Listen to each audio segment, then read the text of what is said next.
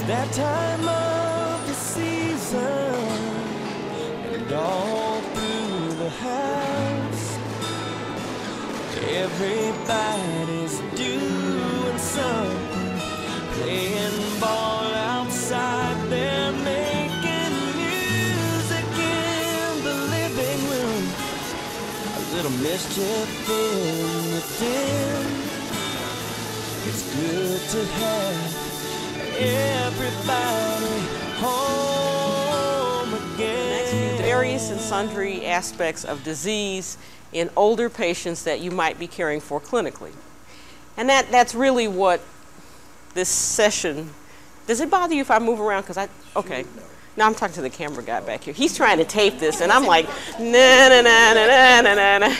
Because I tend to pace. I like people to be awake. I'm going to pick on you because you're right here. But I will pick on the folks in the back. So you back there in the blue, just wake up. I'll be on you in a second. Most of the talks are focused on disease, syndromes that you might see, with the assumption that you are actively involved in the care of older adults who are ill. And most of you sound like that's where you are, right? Okay. But I'm here to tell you, the vast majority of older adults alive today are well, right? They're like you. Ornery, healthy. Oh, okay. No, you're not old. And that's the other thing. Because we see in those guys who come in once a year, once every 2 years for a checkup because their wives pushed them in there, Yeah, that's true. and we find nothing wrong with them, we don't see them as old, which is nice for them and nice for us, but it blinds us to the opportunity we have for preventive activities. They are what I call successful agers. I'm not the only one who uses that term. Lots of people do. It means they've navigated the crucible of midlife, and they arrive at 60, 70, relatively free of disability. That's the gold standard in aging clinical geriatrics right now. You can walk, you can talk, if you're dry, you don't fall, and you can think, you've aged successfully. Notice I didn't say you had to be skinny. Okay, and elected president. You just have to be able to take care of yourself. And so I'm going to talk a little bit about functional evaluation of well elders. Who would guess the proportion of folks over 65 who fit into that category? What, if I give you some numbers, now you guys, it's early. Some of you, no, you East Coast folks, you should be ahead of us, right? So, yeah, you guys are ahead of the curve. It's almost lunchtime for you, right? What if I say 50%? How many would bite? Okay, what if I say 60%? What if I say 75%?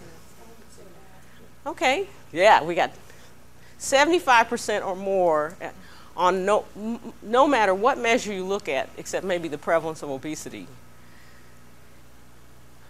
Most of our older adults will fit into that category. So between 75, 80% of our older adults currently alive right now would fit into this well category. Now that number changes if you divide them into smaller populations. If you take the over 85 group, about a third are in nursing homes, about a third in the community require some assistance, but still you have another third who are doing it for themselves. That's a group we need to know how to take better care of. Why? Why? Can we do any prevention with them? Sure we can. Just nod your head yes. The answer is always yes. Okay, so that's what I'm going to talk about. Is there any way I can move these from a distance so I don't have to keep coming back and forth? This is how I get my exercise lecturing. Okay. These are my objectives. I didn't give you a handout. I apologize. So that means you have to take notes. So you get to work on your writing skills and your cognitive skills. You get to stay awake. I'm going to ask you some questions, so you have to vocalize. There is no skating in my classes. We're going to talk about how to recognize a well elder. My I should tell you, I've been an epidemiologist for over 15 years, and what I've been studying is how people make the transition from being a well person to a frail older person. And I started my career looking at body composition and how that changes with illness. And one day it hit me that I was studying the minority. The majority are these folks. And still, when I talk to my fellow wizards who are epidemiologists, they're focused on the other piece. I'm involved in 2 studies right now, one called Health, Aging, and Body Changes. We have 3,000 people in their 70s who live in Memphis or Pittsburgh. Don't ask me why they picked those 2 cities, they just did. These people are between 70 and 79. They were recruited because they said they could walk a quarter mile without difficulty, and they could walk up 10 steps. And we are following them with yearly detailed clinical exams, asking the question, what happens to make them go from being that kind of a person to someone who has trouble? And one of the things we'll be looking most closely at is changes in their body composition. Basically, loss of muscle mass, which we think precedes the development of frailty. Why is muscle mass important? What does muscle do for you? Strength. What else? What else? What else? Movement. Yeah, but what else does muscle do for you? Huh? Besides movement. Yeah. What other muscle-related function is very important? Well, okay. I can see you guys are not going to go there without me telling you. Muscle is a metabolic engine. Yeah, you knew that, right. You should have said something. Yeah, okay.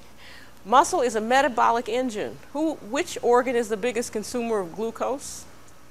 Your muscles, not your brain. That screams out for chocolate. Your muscles. So with a loss of muscle mass, or when muscle mass becomes resistant to insulin, guess what happens? Give me the D word. Diabetes. Yeah. That's one of the underlying defects in type 2 diabetes is insulin resistance, and it's mostly at the skeletal muscle. So skeletal muscle does a lot of things for us. It's a big potassium store. So when people lose their muscle mass, their potassium stores go down.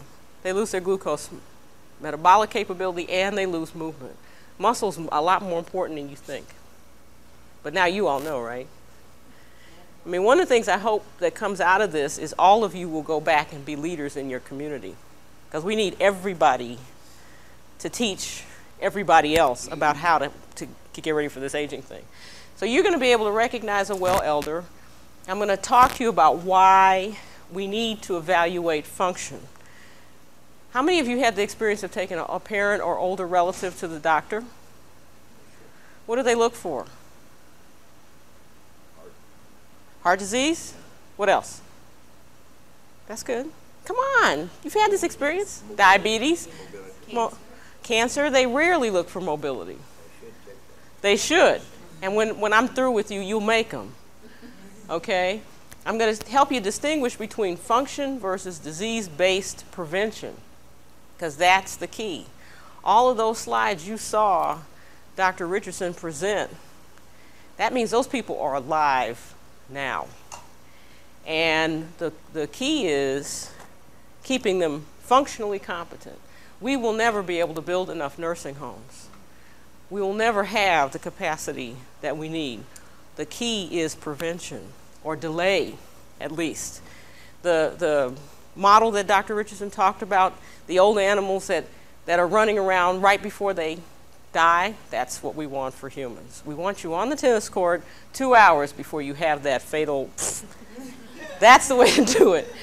Now, when I give this talk, I've given this talk in a couple of groups now, when I talk to physicians who are in private practice, this is the question they want to know.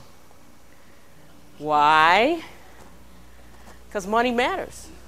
Okay? So I'll give you a little bit on that. That changes as the rules and regulations change. Got it? All right. Okay, what is a well elder?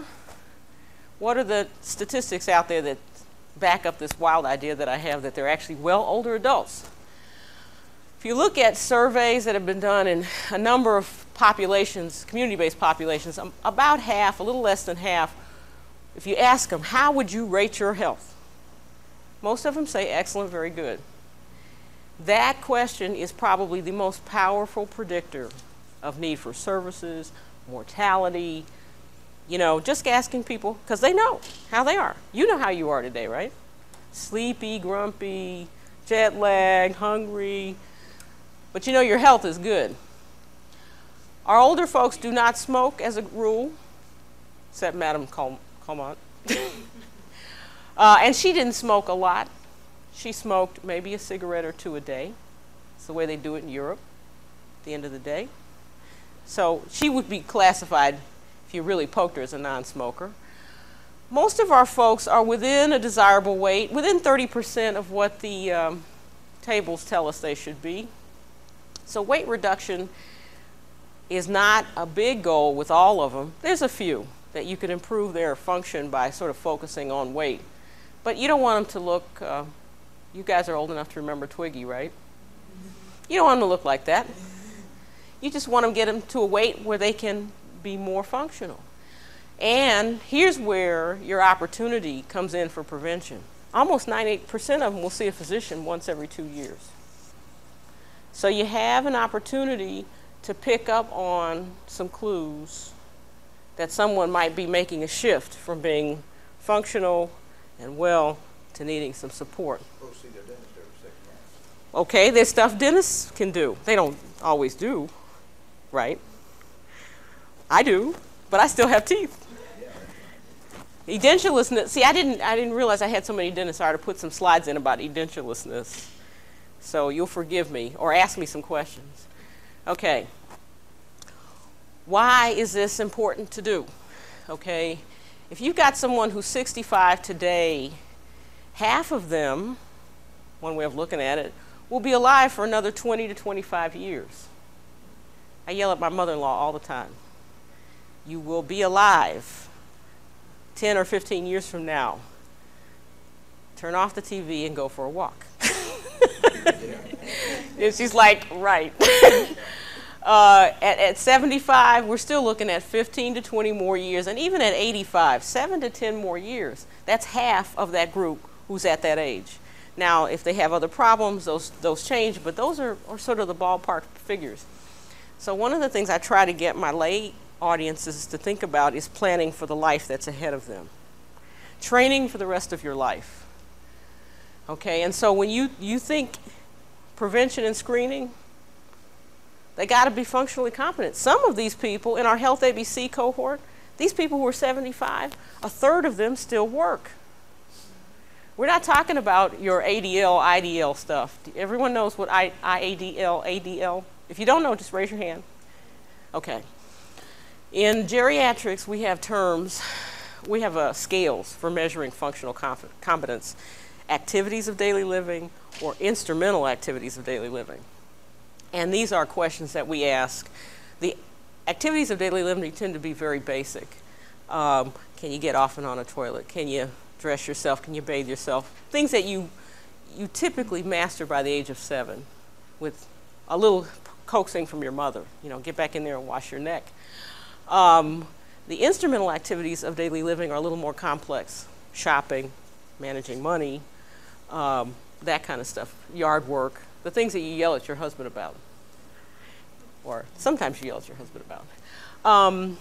Those are things that we in the past have measured functional competence by, but I will tell you that does not translate into the ability to hold down a job.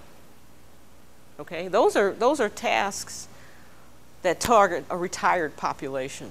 Right now we have no functional competence measures for the workplace. I mean, so, but one of the things those of us who take care of this group is going to have to think about is if they're working, can they maintain their work? Not because they want to, because some of these people need the money. I mean, the boomers don't say for their retirement, all of us will need to work for a long time. I don't mean to depress you this morning, but doesn't mean we have to do the same thing. I'm not going to be lecturing like this, I don't think. Actually, I want to play in piano bars when I get to be about 80.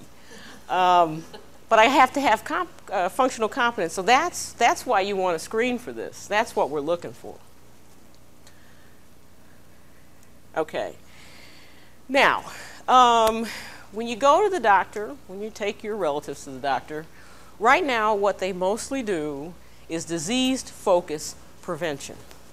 So they do the labs and they look at the lipids, the prostate-specific antigen, the pap smears. What are they looking for there? Cancer, right, disease. They do exams, all of these places, north and south. They're looking for disease. Immunizations are one way of preventing illness. Flu shots, that sort of thing. Calcium, recommendations for dietary calcium are all aimed at preventing specific diseases. But what if you have a low lipid profile, you don't own a prostate, your pap smear has been normal forever, you're up to date on your immunizations, and you're not at risk for osteoporosis? What do? We don't know, okay? You don't know because we don't know. But this is the kind, and I'm not saying they shouldn't do these things. Don't walk out of here and say, Dr. Miles said this is a bad thing to do. Because these are all heart attacks, prostate cancer, cervical cancer in elderly women is a preventable and really terrible disease to let go. So these are all things that need to be done. What I'm saying is that we need to do a little bit more than that. Okay. So what I am urging that you do, talk to your providers about and think about in your own practices, is incorporating some function-focused prevention activities. You ever gotten this call? This lady from Cincinnati. You ever get this call in the middle of the night? Mrs. So-and-so has fallen. You ever get a call like that? No. Or Mr. So-and-so has fallen. That's right, you're in the VA system. My mother who lived with me certainly did it. Okay. So Okay, and so before she fell, do you think you had any sign that she might be at risk for falling? Sure, I did. Okay, what'd you see? Well, she had a stroke. Okay. So Now, okay, stroke is a big risk factor for falling. Anybody else had a relative that's fallen? Okay, what'd you? Well, she had difficulty. She's ambulatory, but she had difficulty. Mm-hmm. She was unstable. Yes. Right. She maybe had osteoporosis, so she had the dowagers. Yes. She might be walking the furniture. Yeah, absolutely. Exactly. Absolutely. Okay. Or she fell on the floor and stayed there 5 hours before anybody found her. Okay. Couldn't get up. Right. She didn't have the power to move what little mass she had. So all of that suggests she had underlying loss of her lean body mass. You knew she had brittle bones, and you knew she was unstable. Yeah, she had a fracture. No fracture. That's wonderful. Well, good. Because fracture can be a lethal event. Well, you bet. So as a provider, how can you identify someone before they have that fall?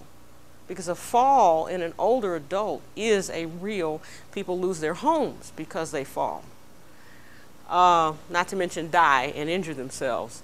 Their families become their caretakers, which means some poor middle-aged woman who's got 3 soccer kids now has an older adult that she has to maintain. So how can you figure out who might be at risk to fall and possibly do something about it before they fall? Most times when they come in, you can look at them and tell when they walk through the door. Yes. Right. Yes. If they walk in like this, you know, but nothing. They also tell you those things. Right. But something has to click, and more important for healthcare perspective payment purposes, you got to have something you can document in the chart. Well, here are a couple of scales, and I'm going to show you some others in the other slides, and other people are going to talk about them today that you can incorporate into your medical record that documents change over time in function. This is a Tonetti Gait and Balance Evaluation. Is a scale. I think Dr. Spino is going to talk about it in detail, and maybe Dr. Lichtenstein as well. So I'm not going to get into too much detail. But what it does is it looks at the quality of gait or the walk. It looks at, it has escalating difficulty of balance. You know, there's the 2-foot balance, you know, there's the 1-foot balance, you know, there's holding on to a chair. There's different ways you can assess how well they balance, and that gives you clues.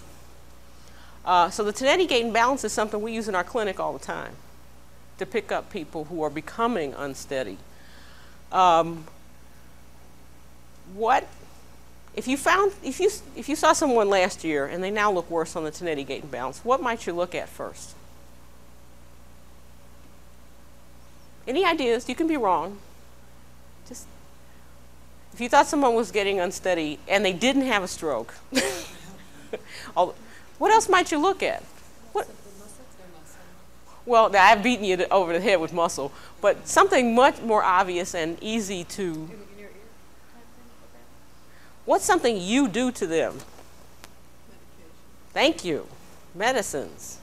Cardiovascular drugs are one of the leading causes of instability and falls. So we have to look at the drugs that we give people. Sleepers. We give sleepers. A friend of mine who's a urologist was complaining that when he finally gets a guy he's working up for prostate cancer, the primary doc has given them antidepressants because they're depressed, because they're having problems not only with nocturnal trips to the toilet, but all the other problems that come with that, and they're worried about their cancer, and they're so groggy from the sleepers that they fall. So we have to be very careful about antidepressant drugs. They do a lot of good, but they do have this side effect. Cardiovascular drugs, sleepers, non-steroidal anti-inflammatory drugs will cause drowsiness or instability in a lot of our older adults. So first thing you look at are their meds. Huh? Yes, well, I would say they're not without sin. Any drug that a person gets, if there's a change in their gait after they get the drug, is suspect. Antibiotics, any of it. So you notice a change, look at their drugs. Another thing, these last two things speak to cognition. Two of the things we've come to understand that are related to stability is cognition. People who maybe had silent strokes, who may be early in their Alzheimer's disease, have changes in cognitive function. And that leads to all kinds of dysfunction. So the Geriatric Depression Scale is something, again, that we use in our clinical practice. The researchers use a thing called the Center for Disease, the CESD, Center for Epidemiologic Studies of Depression Scale. The clinicians like the Geriatric Depression Scale because it gets to more of the somatic problems associated with depression in older adults. Depression in older adults do not present quite the way they do in younger people. Do we have a lecture on depression? No? We need one. You don't always get the change in appetite, not always. And sometimes you get apathy without some of the other depressive features. So if you want to read more about, look at this scale. It's easy to use and has been validated in a lot of different populations. The other thing we do is a clock drawing test. We ask, draw me a clock face and set the hands at 145. What are we looking for there? Okay, ability and understanding. That's good. That's good. The technical term for that is executive function. We have a colleague here named Don Royal who has done a lot of pioneering work in that area. He's not the only one, of course. But it turns out clock drawing allows you to integrate across a lot of different systems. It taps into what we like to call the mother in your brain.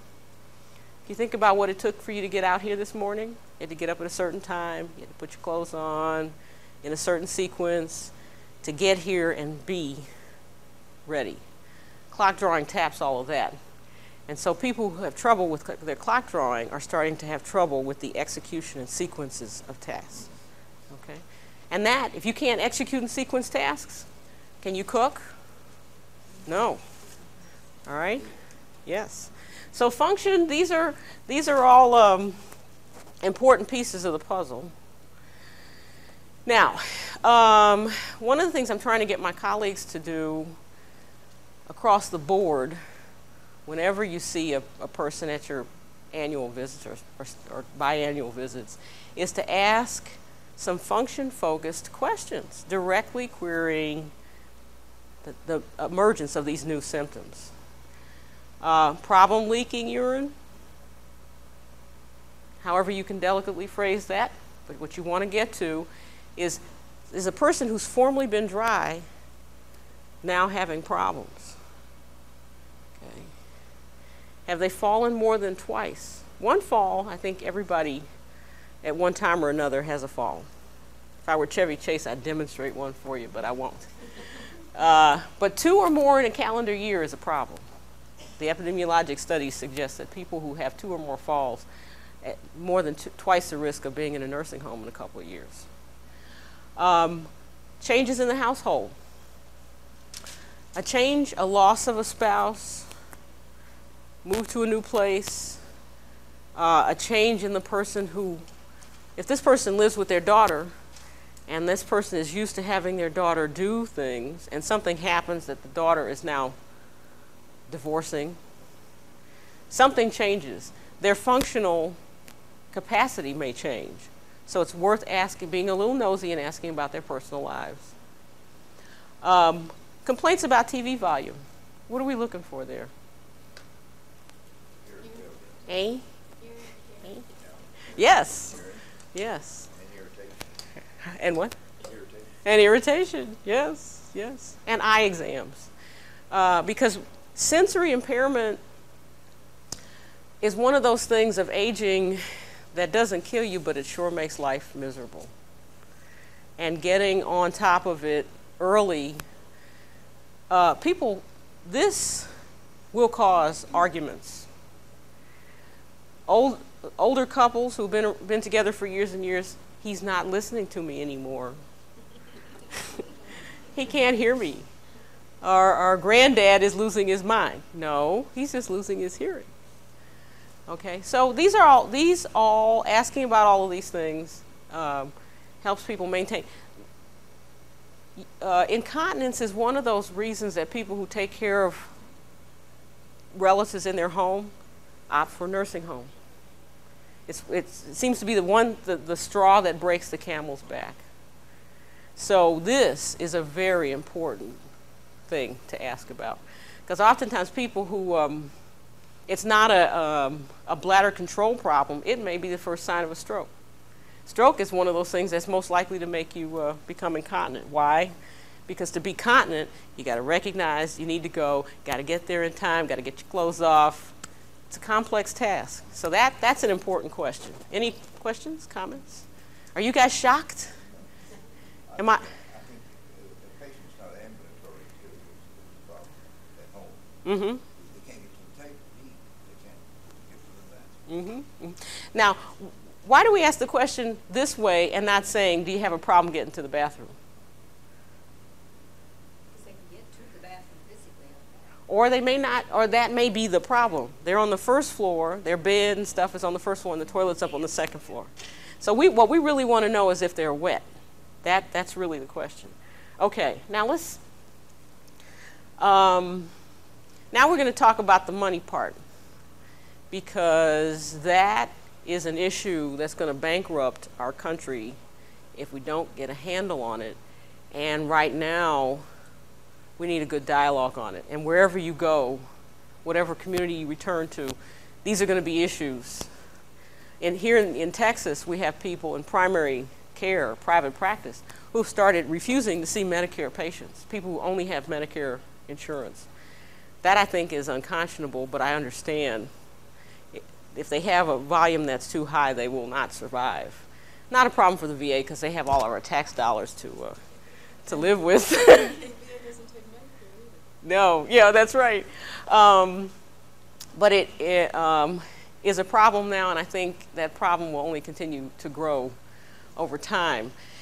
So right now, what Medicare is paying for is disease-focused preventive services.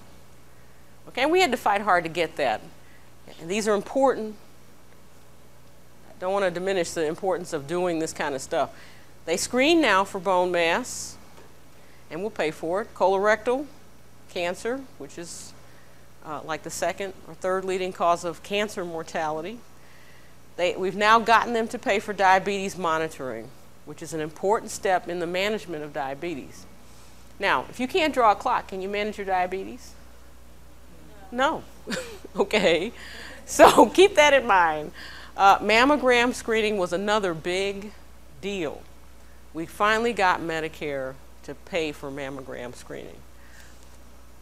What proportion of cancer patients are over 65, ballpark? 70%. That's a good number, at least. Depending on the type of cancer, yes. The vast majority of cancer patients are over 65. The cancer world has just discovered that, like in the last 5 years. Wow, what a revelation. So mammogram screening, especially for older women, is a real issue because the thing we're starting to see in the mortality statistics, remember those curves that Dr. Richardson showed you? Well, we're on track now. We're doing such a good job with heart disease mortality that cancer is going to overtake it sometime in this century. Among midlife people, cancer is already the leading cause of death. It surpasses heart disease in all age groups over 45. So cancer screening and cancer prevention is going to be where we'll do most of our work. Medicare has a little known but existing regulation that will help you with weight reduction treatment. So if you need to put someone with a dietitian, really work on strategies for weight reduction, and do that in a real focused fashion, you can now get Medicare. You just don't send them home and say lose a few pounds or go on a diet. You can hook them up with someone who can help them. That's important. And of course, Medicare will pay for your vaccinations. Okay? Questions, comments? You guys you have to talk to me. Well, the only thing is they pay on the percentile. Oh, of course. The percentile is 1965. Well, yeah. They have a price that they will accept, and then they give you 80% of that. In our clinic, we have estimated that we collect about 58 cents on the dollar. Overhead is 65. Well, we have the state of Texas taxpayers' dollars, just like the VA has the federal ones. And in our facility, about a quarter of our patients would be thought of as frail. In private practice, any more than 5% and you're sunk financially. So that is, that's a real issue. Now, where does Medicare and dentistry, anybody have any idea? Is there any kind of Medicare provisions to pay for any sort of dental services? Of course, what? Not Medicare. No, it's not covered. Okay, so. I'm sorry, I get them mixed up. Yeah, no, not Medicaid, which is the state. Medicaid is the state, Yeah. but I'm talking about Medicare. Nothing. Not federal. So you can see that's a problem. If we're going to keep people functional, if we want to do a good job with nutrition, and especially if most of us arrive at 65 with our teeth, we're going to need dental services. So something else to think about. Okay, now, here's where your creativity as people who care for older adults will have to come in. Because now, you knew before, but now you know in a really solid way, that prevention focused on function is the way to go. And you've heard from Dr. Richardson, you'll hear from me, that exercise, whether it's physical exercise or cognitive exercise, is the gateway to that. So how are you going to get people into that kind of stuff? Well, local agencies, you're going to have to look into your local communities for agencies that do that kind of work. And here in San Antonio, we have senior exercise programs, the Y. There are some athletic clubs in town now that are starting to offer discount rates, because a lot of our folks are on fixed incomes, for exercise. And the exercise programs provide two things, right? Physical activity and a social outlet. When I lived in State College, Pennsylvania, I used to go to the gym around 5:30 in the morning, and I felt like a baby because everybody there had white hair. It was interesting, but that, you know, that aspect is important. A lot of local colleges are starting to offer courses and activities for seniors, because keeping cognitively active is probably in some ways more important than physically active. Yeah? Yeah. So look around to see what those are, and figure out, in conjunction with whatever social services that you have, how to get your people into those. Here in San Antonio, we have the Institute of Texts and Cultures. It's an organization that is associated or an outgrowth of the University of Texas. So it's an academic institution, and its focus are all the cultures that make up Texas. Texas is a lot more diverse than people who come from outside of Texas would have predicted. There are ethnic groups from all over the world represented here. We have Vietnamese, we have Germans, we have Czechoslovakians, we have Irish, you name it, they're here. And the Institute of Texts and Cultures is devoted to developing information about that group. Well, they have a senior university. They offer courses. They have credits. People come in and take classes. If some of you were here June 1st through the 4th, you could have gone to the Texas Folk Life Festival. Any of you take that in? Shame on you. You come to San Antonio, you have to play. Okay? And the Folk Life Festival was nice. They moved it. It used to be in August, when it was like hotter than even you would like it. And it's a chance for all of those groups to sort of show their wares. So these are all ways that our well elders, and I can't emphasize the fact enough that we're talking about people who, for one reason or another, have scaled back their work time but are still reasonably healthy, and are trying to figure out what to do with themselves. And if they don't solve that problem, illness will take them. So as someone who sees them on a regular basis, the nice thing about geriatrics is many times your patients will listen to you in ways your middle-aged patients won't. Not always, but more so. So if you say this is a thing to do, they might be more inclined to do it. So this is the end of my section of this. Do you have any questions or comments? Sure. Yes. The way to get people to exercise is, you know what's most popular in the United States right now? Walking. No. Oh, okay. Gambling. Gambling. Okay. So what we got to do is work a program around gambling.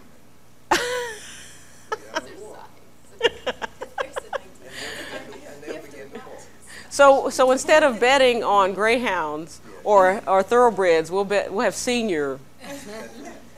Here they come spinning out of the turn. That's good. And put it on the dollar sign on it.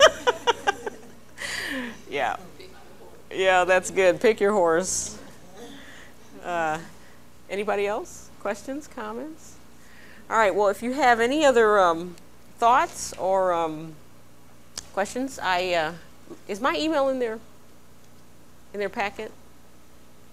Is there some? Yes, Email?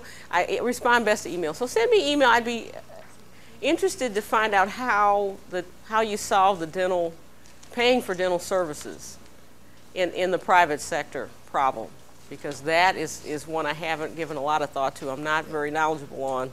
The best program is fee for service.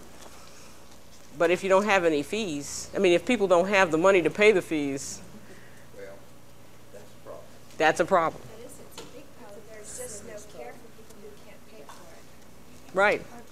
I work at a dental hygiene school, and we get calls all the time from the community. I've got this tooth that really hurts. Can you help me? And we can't, because we don't have a dental school there. And we have no place to refer them. Right. We get Right. calls daily. Right.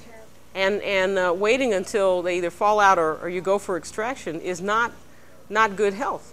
Because what disease is related to bad oral hygiene besides bad teeth? Heart disease, yes. So a lot of the heart disease that we're seeing in clinical medicine are related to bad oral health. So we fix up their teeth, we fix up a lot of things. All right, well, thank you for your attention. I hope you enjoy the rest of the sessions.